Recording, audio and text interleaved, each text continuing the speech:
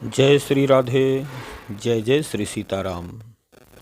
समस्त हमारे यूट्यूब बंधुओं को, भाइयों बहनों को हमारा राधे राधे। समस्त यूट्यूब के हमारे मित्रों से हम यह कहना चाहते हैं कि आज का हमारा जो विषय है, माघ कृष्ण पक्ष श्री संवत 2081 शक 1946 उत्तरायण दक्षिण गोल शिशिर ऋतु यानी कि 17 जनवरी माघ कृष्ण पक्ष दिन शुक्रवार संकष्टी श्री गणेश चतुर्थी व्रत के बारे में है।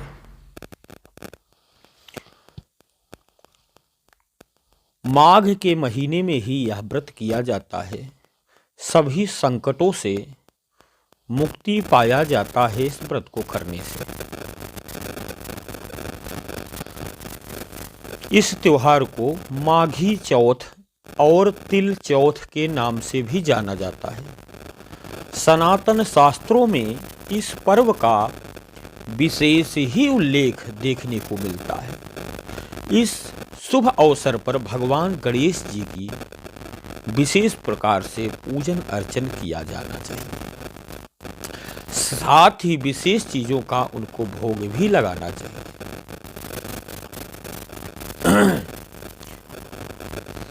सनातन धर्म में चतुर्थी तिथि के दिन भगवान गणेश की विधिपूर्वक उपासना की जाती है। साथ ही अन्न और धन का दान मंदिर या गरीबों में दिया जाता है। धार्मिक मान्यता है कि इन शुभ कामों को करने से जीवन में आ रहे समस्त प्रकार के विघ्न दूर हो जाते हैं। गणपति बप्पा की कृपा प्राप्ति होती है। क्या आप जानते हैं कि हर साल सकट चौथ माघ के ही महीने में क्यों मनाया जाता है? अगर नहीं पता तो चलिए आप लोगों को इसके बारे में विस्तार से बताते हैं। कब मनाया जाता है सकट चौथ? पंचांग के अनुसार 17 जनवरी माघ कृष्ण पक्ष दिन शुक्रवार चंद्रोदय प्रयागराज का टाइम 8:50 पर है, जिसमें 8:50 पर ही भगवान चंद्र को अर्घ्य दिया जाता है। और व्रत धार्मिक मान्यता है कि सच्चे मन से संकट चौथ व्रत को करने से भगवान गणेश जी प्रसन्न होते हैं। साथ ही जीवन में सभी तरह के सुखों की प्राप्ति होती है। इस दिन पूजा के दौरान व्रत कथा इत्यादि पाठ जरूर करना चाहिए। भगवान गणेश जी के 12 अक्षरों का जाप करना चाहिए। इससे संतान की लंबी आयु का वरदान प्राप्त होता है, आशीर्वाद प्राप्त होता है, घर में सुख शांति का आगमन होता है, बच्चों के जीवन में आ रही परेशानियां दूर होती हैं। ऐसा माना जाता है कि इस दिन चंद्रदेव को जल देने से संतान की प्राप्ति होती है, बुद्धिमत्ता बढ़ती है, बीमारियों का सामना नहीं करना पड़ता। इस दिन भगवान गणेश जी का पूजन कैसे करना है? ब्रह्म मुहूर्त में उठ जाना है। ब्रह्म मुहूर्त में उठकर स्नान इत्यादि क्रियाओं से निवृत्त होकर अपने ऊपर जल को छिड़क लेना है। छिड़कने के बाद आचमन करना है। आचमन करने के बाद अपने मस्तक में तिलक लगा लेना है। उसके बाद हाथ में दूर्वा और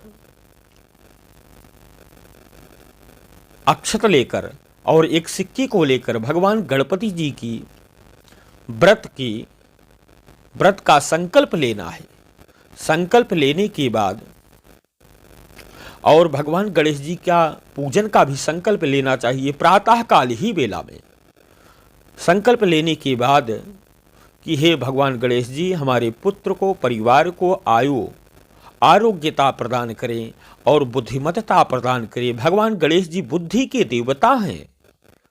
भगवान गणेश जी बुद्धि के देवता हैं, इसलिए भगवान गणेश जी, इनके 2 पुत्र हैं शुभ लाभ। भगवान गणेश जी की 2 पत्नियां हैं सिद्धि बुद्धि, इसलिए भगवान गणेश जी स्वयं विघ्न विनाशक हैं, इसलिए इनके पास हर चीज़ की प्राप्ति होती है। भगवान गणेश जी का पूजन विशेष प्रकार से ही करना चाहिए। उसके बाद कलश की स्थापना करना चाहिए। गणेश जी की प्रतिमा हो तो नहीं तो जो है सुपारी में तागा, लाल तागा या पीला तागा लपेट करके गणेश और गौरी जी की स्थापना करना चाहिए, और कलश की स्थापना, दीपक की स्थापना करना चाहिए, और विशेष प्रकार से उनका पूजन करना चाहिए, जिसमें उनके पूजन सामग्री की लिस्ट है। जल, सुपारी, जनेऊ, लौंग, दीपक, पीला कपड़ा या हरा कपड़ा गणेश जी को बहुत पसंद है, इसलिए हरा भी कपड़ा चल सकता है।